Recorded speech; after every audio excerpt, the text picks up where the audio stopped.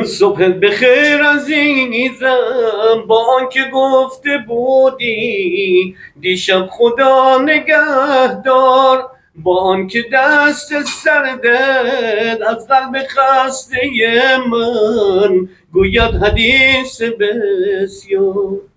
صبحت بخیر عزیزم، با آنکه در نگاهت حرفی برای من نیست، با آنکه لحظه لحظه میخوانم از دو چشمات من هم حدیث تکرار.